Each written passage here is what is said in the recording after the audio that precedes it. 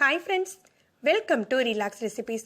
இப்போ பண்டிகை காலங்கள் வந்தாச்சு. நம்ம நிறைய வகையான ஸ்வீட் ரெசிபீஸ், ஸ்நாக்ஸ் ரெசிபீஸ் எப்படி பண்ணலாம் அப்படின்னு பார்க்கலாம். இன்னைக்கு பாதுஷா எப்படி பண்ணலாம் அப்படின்னு பார்க்கலாம். நல்ல ஜூஸியான சாஃப்டான பாதுஷா வீட்லேயே ரொம்ப சிம்பிளாக பண்ணிடலாங்க. இதுக்கு நிறைய பொருட்கள் தேவையில்லை. வாங்க எப்படி பண்ணலான்னு பார்க்கலாம்.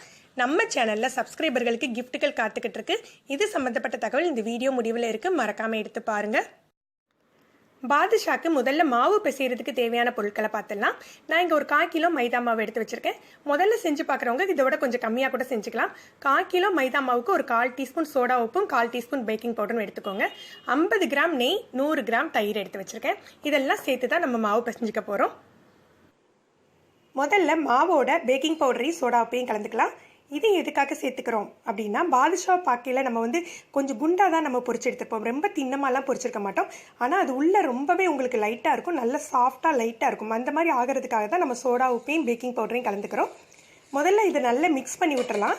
மிக்ஸ் பண்ண பிறகு நம்ம நெய் சேர்த்துக்கலாம். நீங்கள் நெய்க்கு பதிலாக வெண்ணெய் சேர்த்துக்கலாம், டால்டா கூட சேர்த்துக்கலாம். ஆனால் டால்டா உடம்புக்கு கெடுதல் அப்படிங்கிறதுனால நம்ம நெய் சேர்த்துக்கிறோம். ஒரு 50 கிராம் அளவுக்கு, 1/4 கிலோ மாவுக்கு 50 கிராம் அளவுக்கு நெய் சேர்த்துக்கோங்க.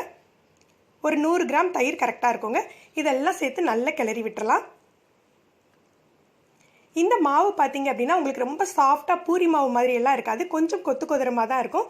இதுக்கு நம்ம தண்ணி எல்லாம் சேர்த்து, எக்ஸ்ட்ரா தண்ணி சேர்த்து, எக்ஸ்ட்ரா தயிர் சேர்த்து ரொம்ப சாஃப்டாக பிசைய வேண்டாங்க. இந்த மாதிரியே நீங்கள் பிசைஞ்சாலே போதும். இந்த மாவை ரொம்ப அழுத்தி பிசைஞ்சு சாஃப்டாக்கணும் அப்படின்னு இல்லைங்க. இந்த மாதிரி எல்லாமே கலந்துக்கிட்டாலே போதுமானது. அதனால நம்ம போட்ட இன்க்ரீடியன்ஸ் எல்லாம் மிக்ஸ் ஆகிற மாதிரி பிசைஞ்சு எடுத்து வச்சுக்கோங்க. நீங்கள் இந்த மாவை எடுத்து பார்த்தாலே, கையில் எடுத்து பார்த்தாலே உங்களுக்கு தெரியும், இது பூரி மாவு மாதிரி உங்களுக்கு சாஃப்டாக இருக்காது. நீங்கள் அதை ஓப்பன் பண்ணி பார்த்தீங்க அப்படின்னாலே தெரியும், கொஞ்சம் வெடிப்பாக கொத்தும் கொதிரமாக தான் இருக்கும். இந்த மாவு ரொம்ப ஸ்மூத்தானதாக இருக்காது. பாருங்கள், இந்த மாதிரி தான் இருக்கணும் பாதுஷாக்கு. இப்படி இருந்தால் மட்டும்தான் உங்களுக்கு ஜீரா நல்ல உரியும். அதனால் இந்த ஸ்டேஜில் பிசைஞ்சு அப்படியே மூடி வச்சிடலாம். ஒரு 20 நிமிடம் போல் இதை மூடி வச்சுடுங்க. இந்த அளவு மாவுக்கு நம்ம ஒரு 300 கிராம்லேருந்து 400 கிராம் வரைக்கும் சர்க்கரை எடுத்து பாகு காய்ச்சிக்கலாம். உங்களுக்கு 300 கிராமே கரெக்டாக இருக்கும். ஆனால் சில சமயங்களில் பாதுஷா ரொம்ப சாஃப்டாக இருக்கையில் கொஞ்சம் ஜீரா எக்ஸ்ட்ரா எடுத்துரும். அதனால நம்ம 400 கிராம் வரைக்கும் சர்க்கரை எடுத்திருக்கேன். ஒரு 1/2 கப் போல் தண்ணி சேர்த்துக்கோங்க. அதாவது சர்க்கரை கரையிற அளவுக்கு தண்ணி சேர்த்தா போதும். அப்புறம் தான் சீக்கிரமாக உங்களுக்கு கம்பி பதம் ஃபார்ம் ஆகும்.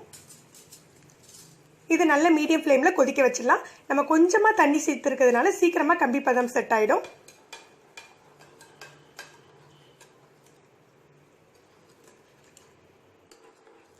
இதுக்கு நம்ம ஃபுட் கலர் எதுவுமே சேர்க்க வேண்டியது இல்லைங்க. நம்ம பாதுஷாவை நல்ல எண்ணெயில் பொரிச்சு தான் ஜீரால ஊற வைக்க போகிறோம். அதனால அதோட நேச்சுரல் கலரே உங்களுக்கு ரொம்ப நல்லாயிருக்கும். இப்போ நல்லா கொதிக்க ஆரம்பிச்சிருச்சு. ஒரு 1/2 டீஸ்பூன் அளவுக்கு ஏலக்காய் தூள் சேர்த்துக்கலாம். விருப்பப்படுறவங்க குங்குமப்பூ கூட சேர்த்துக்கலாம். நல்ல கலரும் கொடுக்கும், உங்களுக்கு ஃப்ளேவருமே நல்லாயிருக்கும். கொதிக்க ஆரம்பிச்சாக்கில் ஃப்ளேமை கம்மி பண்ணி வச்சுக்கோங்க. சீக்கிரமாக கம்பி பதம் வந்துடும் உங்களுக்கு. கம்பி பதம் பார்க்குறதுக்கு நம்ம விரல்களுக்கு நடுவில் தொட்டு பார்த்தாலும் சரி, இந்த மாதிரி கரண்டியில் தூக்கி ஊற்றினாலே உங்களுக்கு கம்பி பதம் தெரிஞ்சிருங்க. கரண்டியிலேருந்து விழுற ஸ்ரெப்பு உங்களுக்கு ஒரு கம்பி மாதிரி ஃபார்ம் ஆச்சுனாலே உங்களுக்கு கம்பி பதம் செட் ஆகிட்டுன்னு அர்த்தம். பாருங்கள், இந்த அளவுக்கு சிறு கம்பி பதம் ஃபார்ம் ஆனால் போதும்.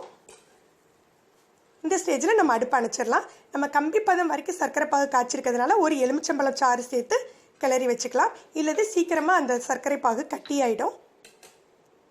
ஒரு டீஸ்பூன் அளவுக்கு எலுமிச்சை சாறு கலந்து எடுத்து வச்சிடலாம். இப்போ எண்ணெயை காய வச்சுக்கலாம். பாதுஷாவை பொரிச்சிடலாம். மாவை நம்ம முதல்ல கிளறி வச்சுருந்தோம் இல்லையா, அது கொஞ்சம் இப்போ சாஃப்டாக இருக்கும். லேசாக பிசைஞ்சு எடுத்துக்கோங்க, ரொம்ப பிசைய வேண்டாம் மாவை.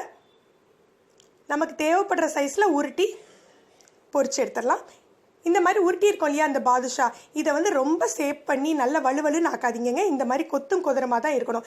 இந்த மாதிரி ரஃப்பாக இருந்தால் தான் உங்களுக்கு பாகு நல்ல உரியும். அதனால் இந்த மாதிரி ரஃப்பாகவே இருக்கட்டும். நடுவில் லைட்டாக விரலை வச்சு அமுக்கி விட்டுட்டு நம்ம பொரிச்சு எடுத்துடலாம். பாருங்கள், இதோட ஓரங்களை பார்த்தாலே உங்களுக்கு தெரியும், எதுவுமே நான் சாஃப்டாக்கல. இந்த மாதிரி தான் இருக்கணும் உங்களுக்கு. எந்த அளவுக்கு வெடிப்புகள் இருக்கோ அந்த அளவுக்கு பாகு நல்ல ஜீரா உள்ள உறிஞ்சி அது நல்ல உள்ள லேயர் லேயராக சாஃப்டாக இருக்குங்க உங்களுக்கு. தீயை நல்ல மிதமாக வச்சுக்கோங்க, ஏன்னா உள்ள வரைக்கும் வேகணும். தீயை மிதமாக வச்சு 2 பக்கமும் பொரிச்சு எடுத்துடலாம். ஒரு பக்கம் நல்லா வெந்த பிறகு இன்னொரு பக்கம் பொரிச்சிடுங்க. இது நல்ல பொன்முருவலை, ரொம்ப முருகலும் அப்படின்னு அவசியம் இல்லைங்க. 2 பக்கமும் வெந்திருக்கணும், அவ்வளோதான்.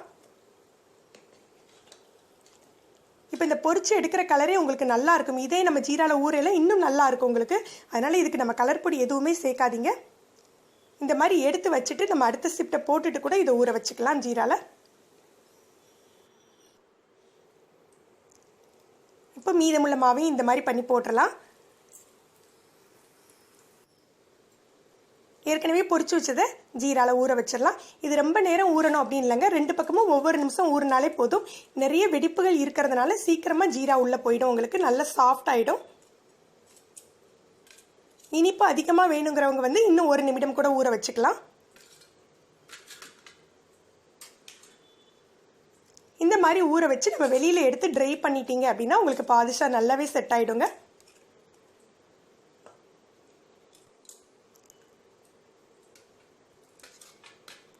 ஒரு பக்கம் ஊறின பிறகு நம்ம லைட்டாக திருப்பி விட்டுக்கலாம்.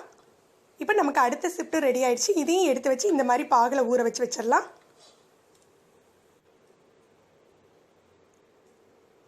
பாருங்கள் எப்படி செட் ஆகிருக்கு அப்படின்னு சொல்லிட்டு. இதை ஜீராலேருந்து எடுத்து கொஞ்சம் ஜீரா வடிய வச்சிடலாம். கொஞ்சம் காஞ்ச பிறகு நம்ம ஓப்பன் பண்ணி பார்க்கலாம் எப்படி இருக்குன்னு பாருங்க. நல்ல வெளியில் நல்ல ஜூஸியாக இருக்கும், உள்ள நல்ல சாஃப்டாக லேயராக உங்களுக்கு செட் ஆகிருக்கும். இந்த ரெசிபி செய்கிறதுக்கு ரொம்பவே சுலபமாக இருக்குங்க. நீங்கள் ட்ரை பண்ணி பாருங்கள். நம்ம சேனலில் சப்ஸ்கிரைபர்களுக்கு கிவ் அவே போயிட்டுருக்கு. இதில் கலந்துக்கிறதுக்கு நம்ம சேனல் ரிலாக்ஸ் ரெசிபிஸை சப்ஸ்கிரைப் பண்ணிக்கோங்க. செப்டம்பர் 30 வரைக்கும் உள்ள எல்லா வீடியோக்கும் லைக் அண்ட் கமெண்ட் கொடுங்க.